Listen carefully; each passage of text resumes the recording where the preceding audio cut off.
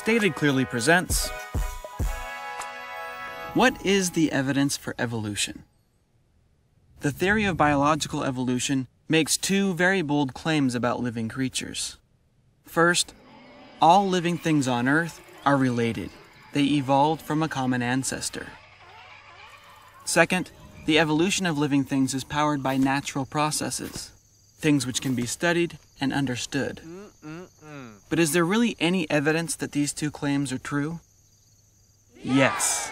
There are so many observable facts from so many different fields of study that the only way we can even begin to talk about them is to group them into categories or lines of evidence. To keep things simple, here we'll focus on evolution's first claim that all living things on Earth are related. We cannot tackle the entire tree of life at once. After all, there's an estimated 8.7 million species alive today. So instead, we'll focus most of our attention on one fairly small but fascinating branch of the evolutionary tree, cetaceans. This branch includes whales, dolphins, and porpoises.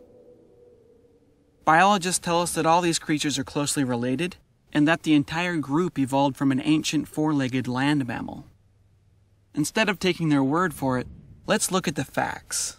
We'll start by looking at a few from the field of comparative anatomy, the study of differences and similarities between living things. Whales live in water, and from a distance, they sort of look like giant fish. A close inspection of their anatomy, however, tells us a very different story. Whales, just like land mammals but unlike fish, have placentas and give live birth. They feed milk to their young. They are warm-blooded, which is extremely rare for a fish.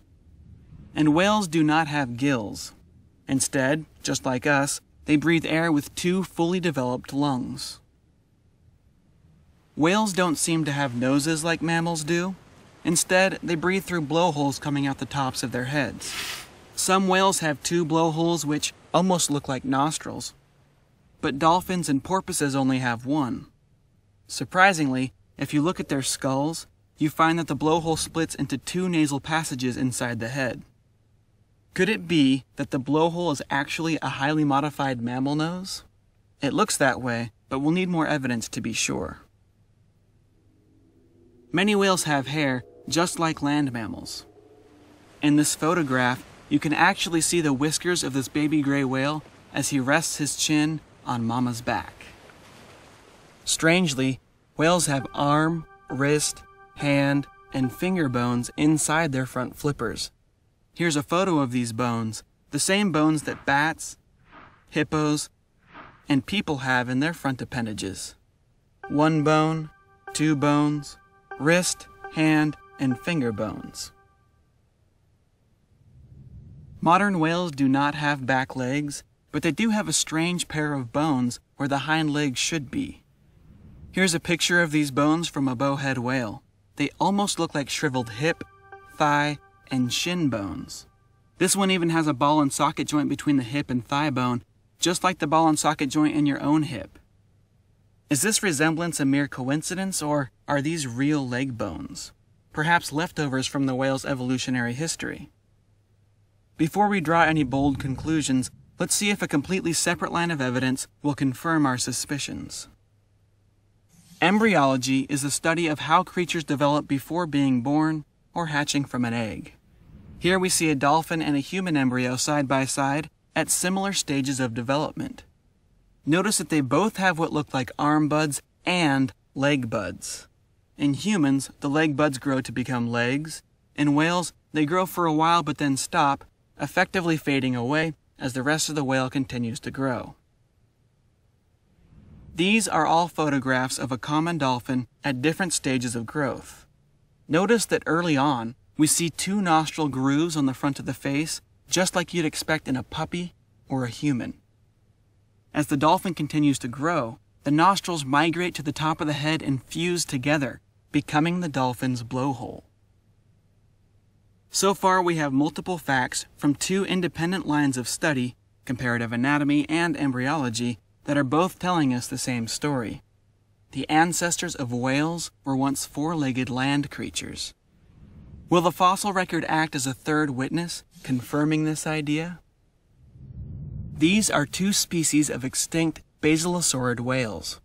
These animals are known from multiple well-preserved skeletons, and they appear to have lived side by side roughly 34 to 40 million years ago. In this photograph, we're looking down at the top of a basilosaurid skull. This is not a model or a cast. These are the actual bones which were pulled from the ground. Notice that the nasal opening is not on the top of the head like those of modern whales, and not at the end of the snout like those of land mammals. Instead, it's right in the middle. This is an intermediate species, exactly what evolution tells us we should find. At the back end of a basilosaurid's body, there are small, yet fully developed hips, legs, ankle, feet, and toe bones. These legs are far too small for walking on land, but they may have been useful while mating, or for scratching away parasites and itchy skin. Evolutionary theory tells us that the further we go back in time, the harder it should be to distinguish whales from normal land mammals. Meet Maiacetus. The hip bones of Maiacetus seem sturdy enough to walk on land, but this animal is considered to be a whale for many reasons. Their skeletons have all been found among fossils of sea creatures, which tells us they lived in the ocean.